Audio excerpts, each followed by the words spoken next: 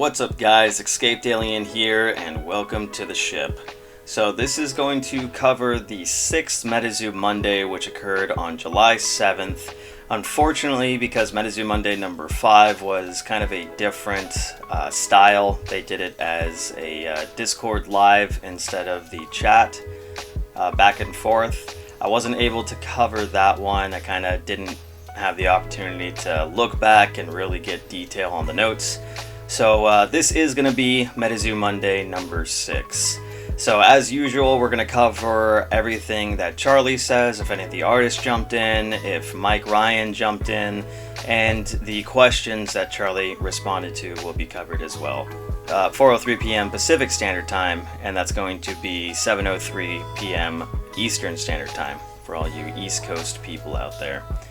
Alright, so we have the first thing that was asked that Charlie responded to by Metazoo Monday, Ohio native. He says, "How are you doing today?" And Charlie says, "I am very excited for Torrential Tides. The final orders at distribution are being processed. Shipping to distro right around the corner. Printing mostly done." So that is good news. Sounds like we are on track for Torrential Tides to come out in August. Metasmitty/Quetzco says, "How were orders for Torrential Tides compared to base set?" Charlie responds with, "Hard to answer because I can't really give the underlying context that makes this useful, but up in all channels that I manage, on the whole, significant new market penetration that will become very apparent in the next 5 months, and in a place currently where we could run off of this for a long time. I don't want to overhype anything or send false signals, so I'll leave it at that. Future is bright, but the work is far from done. Customer acquisition and continuing to build a community where people want to spend their time is the key. Total sales are less important of an indicator right now than customer acquisition and reacquisition, giving our long-term focus." Flyer26 asks, @Hurlocker, "Is there any more info on OP rules/gameplay?" Hurlocker responds with, "Not yet. OP will hit its stride after Torrential Tides drops, but everything is progressing. Compendium, judge tests, OP build-out, etc. Everything you will want and need is under development. Fortunately, R&D was smart and started building a lot of the core pieces we need along the way, so we are feeling good about the pace of that." Exile Mastcaster asks, "Can we see the water aura?" Charlie tags Anonymous Bob, decides when. Got a bunch of surprised eyes there.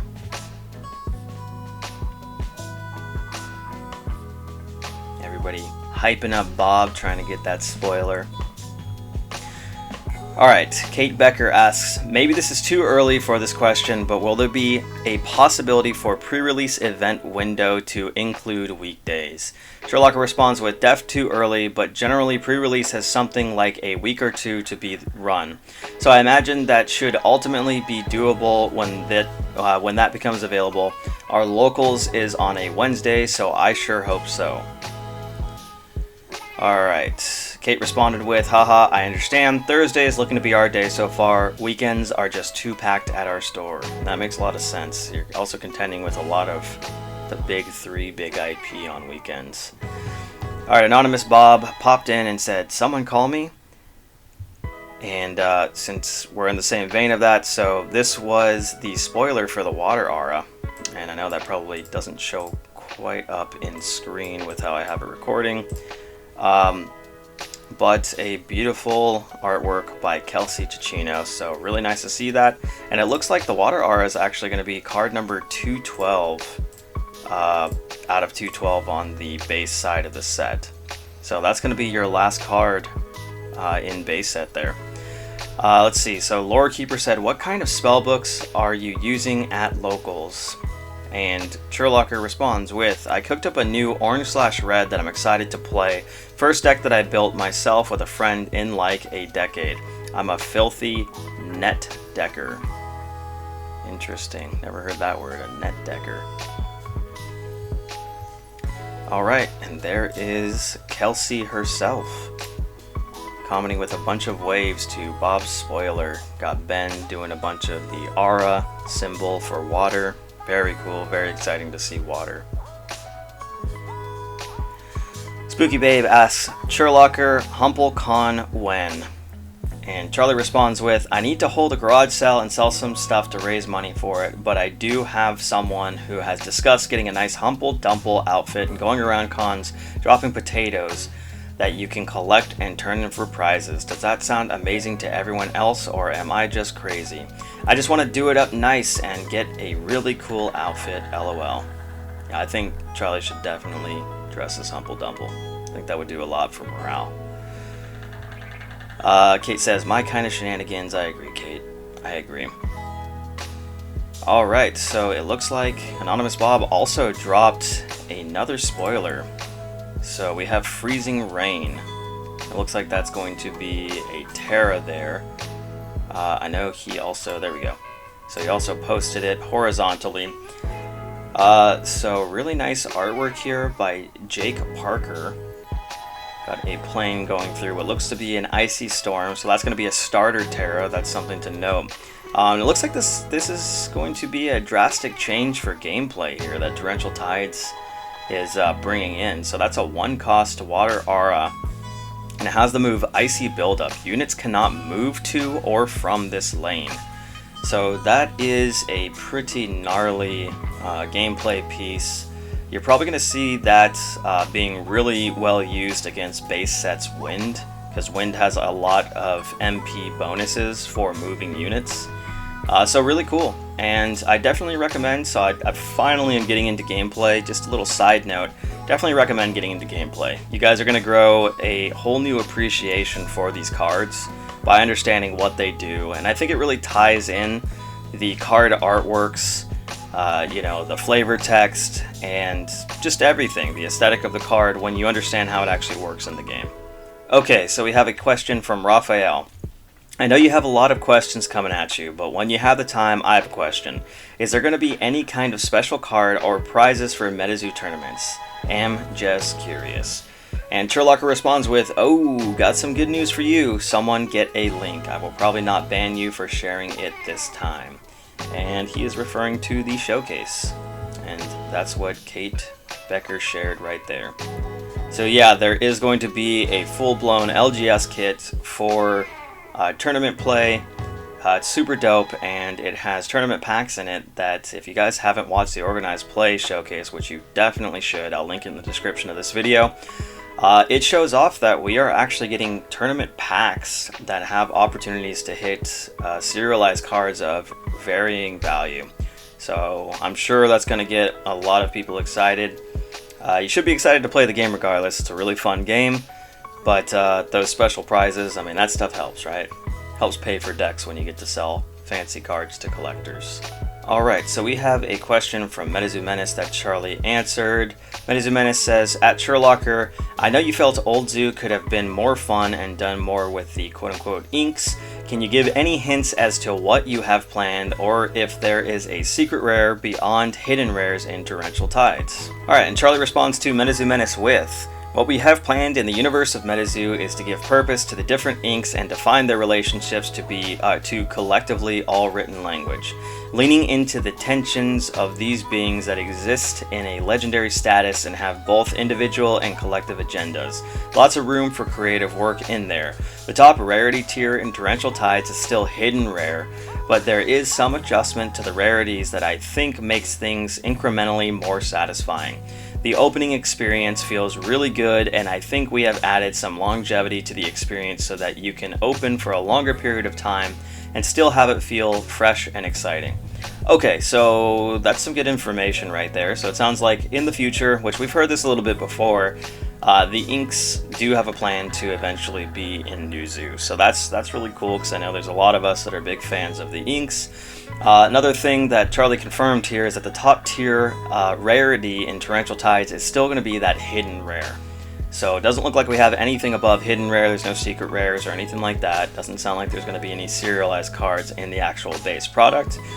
But they did add some other kinds of rarities that he's saying are kind of incremental steps in rarity. So I know one thing that Anonymous Bob had talked about in our live stream on Friday the 13th with Metazoo Crew was that they were adding a kind of SR that had this kind of like topographic map design on the border. It looked really cool, so maybe that's what he's talking about there, but I'm sure we'll figure that out soon enough. Okay, so we have something from Captain Drop Bear to give you a rough idea. Within the 120 plus cases brought into this country, I know of 3 alt art boxes been opened. And Hurlocker says, at ROM opens about that much on most Tuesdays. Maybe he has some experienced insight here.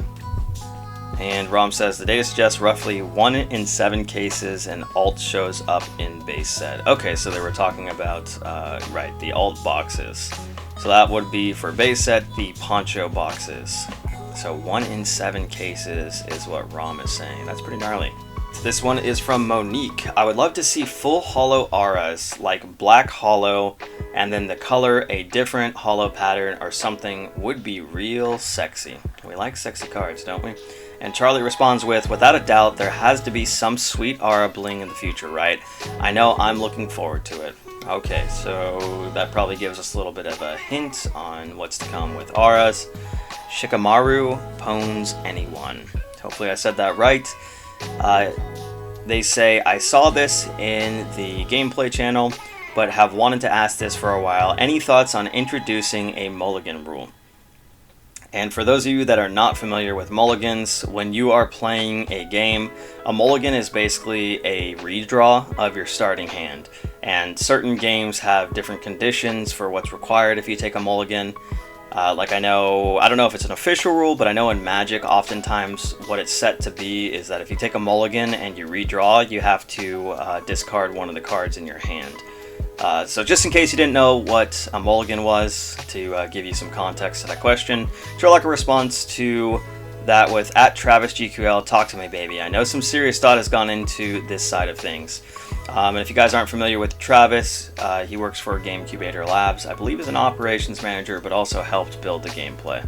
The TLDR is we view mulligan rules as an OP rule and not a core rule of the game. We'll certainly get all of that out in a timely manner with OP, but we're not ready to do so yet. That being said, I think the easiest thing to do, and my personal favorite, is everyone gets to just quote-unquote try again and shuffle their 5 back in for another try if they don't like their hand, but you're stuck with that one. So Travis is kind of saying that's just his personal preference, is basically just throw the hand back into your deck and draw 5 more, and that's your one and only mulligan. But it doesn't look like there's any official rules on that yet. Alright, so Metazoo Menace asks, at Hurlocker, any thoughts on inserting hologram chase cards like 1990 Marvel or sketch cards or glow-in-the-dark or kaboom type cards seen in sports cards? I definitely recommend looking those up. They are super dope cards. And Hurlocker responds with, good question. So generally I love the aesthetic and cool things. I think there are spaces in a given product line to do that really well and spaces where it doesn't incrementally advantage you. So for example, we now have the super cool limited cards coming in OP. Because of its relationship to the core booster, even though it is not directly pulled from a core booster pack, the pack out, terms, programming, etc. still puts it in that booster scheme. So what I would say is that I love all sorts of cool, goofy things and beautiful things and awesome things, and I always want to be making those and putting them in the place in the product mix that best supports where the product needs growth. Alright, so that was a little bit of a tongue-tie type answer, but what I'm getting out of that is that Charlie is saying that they're open to a lot of different ideas, and it just kind of depends on where it seems to fit best in different product SKUs. So that makes a lot of sense, right? We're seeing the OP announcement just showed us that we're getting tournament packs with serialized cards, but it doesn't seem like there's going to be serialized cards in the core product necessarily. So I think it just depends on the SKU, but it sounds like they are down to try a bunch of different cool things. So we had Kate Becker respond to something. Let's see. Hospital Cowboy. 2 questions from a brand new player, if you'll humor me. 1. Are you planning to release any flex deck / demo packs or something similar around the release of Torrential Tides? I'm not big on buying boosters personally and would love some more pre-constructed stuff. 2. I love the fourth wall effects from Old Zoo. I know they were super goofy and not everyone did, but any chance we might be able to see something similar in the future? So I know that they've addressed the fourth wall effects plenty of times before. I know that was a core staple of OG Metazoo, but I think they feel like fourth wall effects kind of mess up the competitiveness of tournament play. I know not everybody agrees with that, but Charlie has said that maybe at some point in the future he's open to certain maybe Terras that have interactions like that, or there's been kind of some suggestions like to do an unset such as MTG that also have fourth wall effects. So I know the fourth wall effects are fun, but it kind of seems like, you know, this is just a different game. But maybe we'll get an unset in the future. Let's see. Are you planning on releasing the Flex deck? So I know Charlie did respond to that. So let's start with Kate's response. She says, could do a fan-made thing like a Plains Chase deck to do fourth wall effects with friends.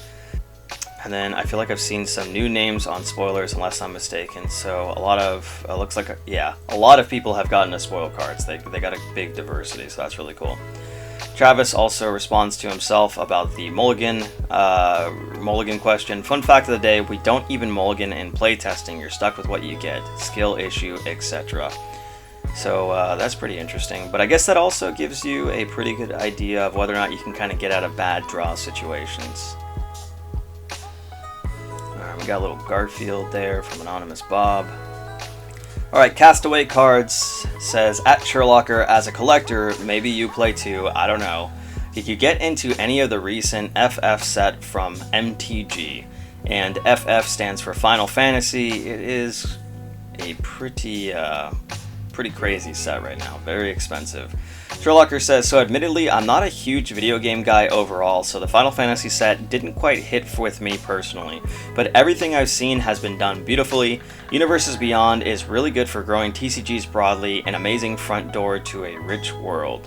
Okay, so Charlie's giving compliments to Magic the Gathering. For those of you that aren't familiar, Universes Beyond is basically sets and ancillary product that goes beyond the core IP of Magic the Gathering. So if Magic the Gathering is kind of your typical fantasy type TCG with a regular IP, Universes Beyond takes on, like, they had a SpongeBob set, they have the Final Fantasy set, they included Lord of the Rings, so it's a bunch of different IPs in there, and functionally they're typically the same cards that you see in various sets, but they have the, you know, aesthetic change of different artwork, the IP of that artwork, and the aesthetic name change.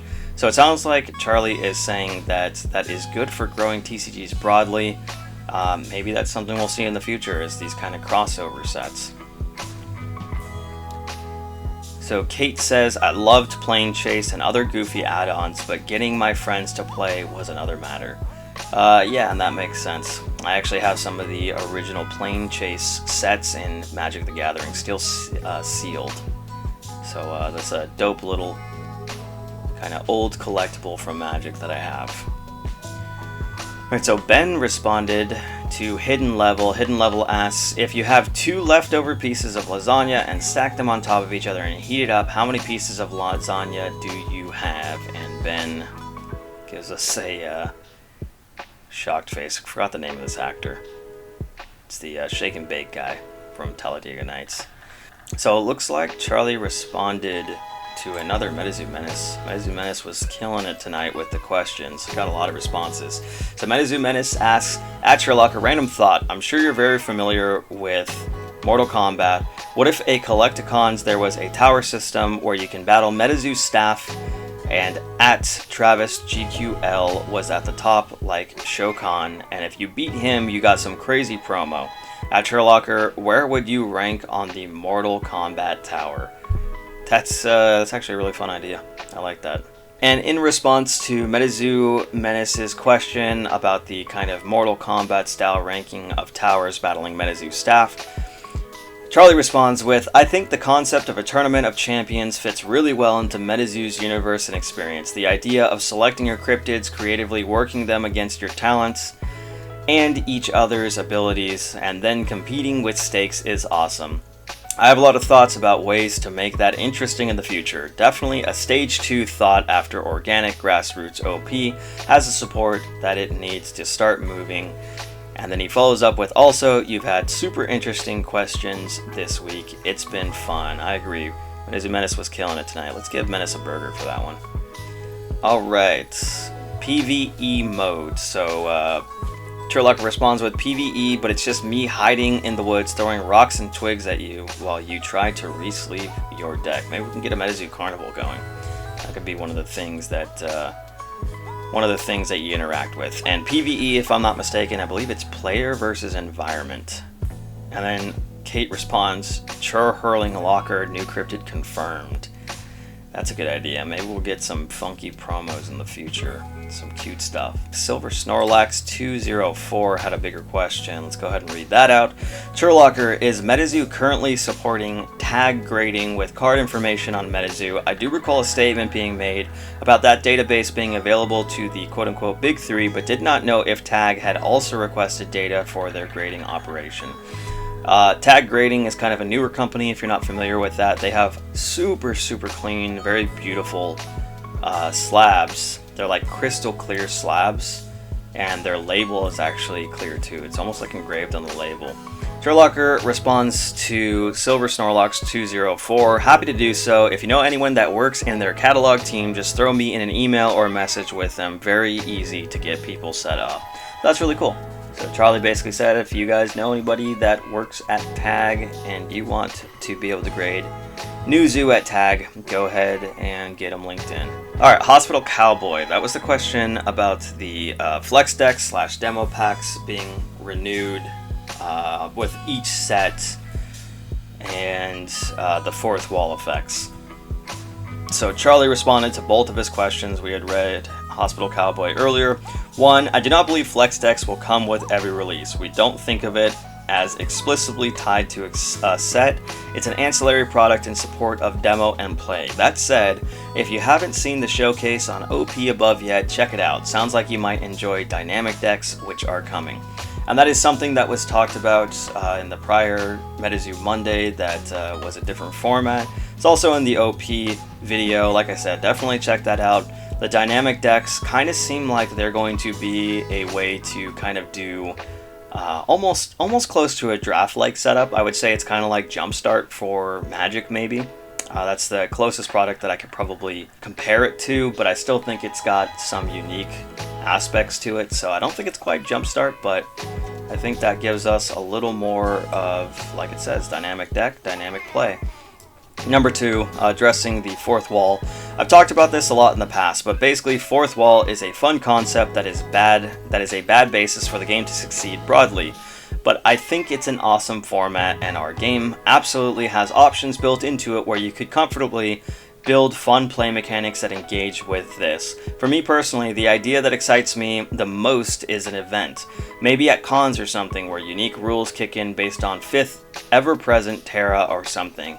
I also think that there is infinite potential here for digital / physical hybrid play, but most of that is pretty far out in the future still. I like that response because I do think that it's very important to establish base play yet and to have a competitive potential for base play before you kind of start going towards, you know, what most games like Magic would consider kind of their gimmicky fun sets, such as fourth wall effects like that.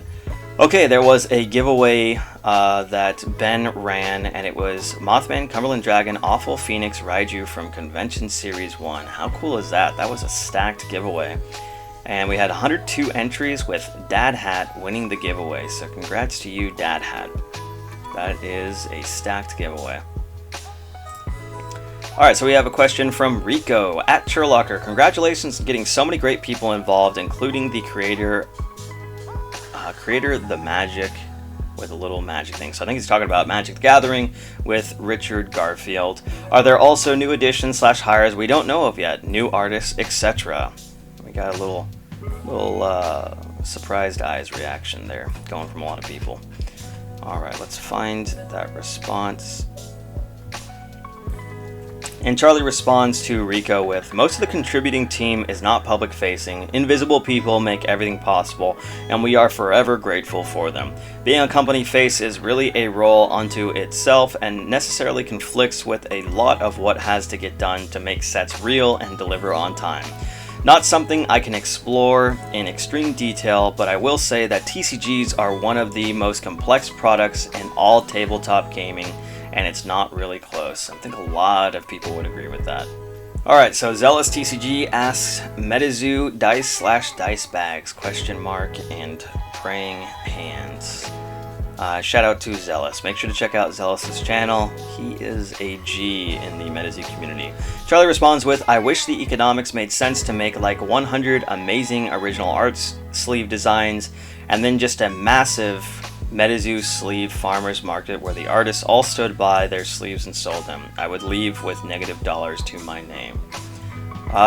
Yeah, I don't think we need 100 different original designs, but it'd be nice to have some ancillary products that were strictly accessory products.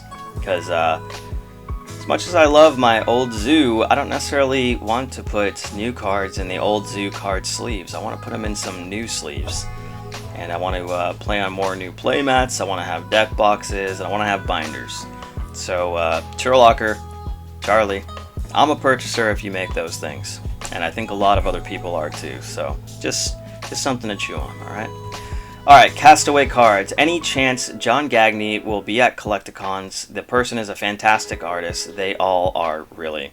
And I would certainly agree with Castaway cards there. John Gagney is quickly rising as one of my favorites of the new artists.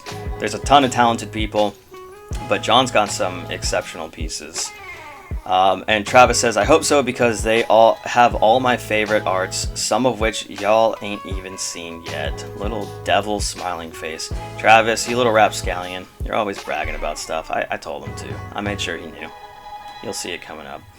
Alright, so Buttercup asks, where's the blister packs and spell books? Charlie says, blister packs would be really great, especially if they had a promo in front. I know I would buy some. So maybe that's a hint there.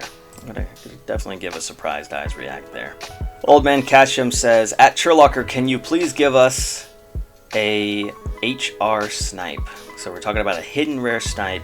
And Charlie responds with, I had a whole idea around Squonkar Snipe that is amazing, but it didn't get approved. But I'm keeping it close to the chest because I want to make it happen in the future still, just not the time to overcomplicate production yet. Interesting.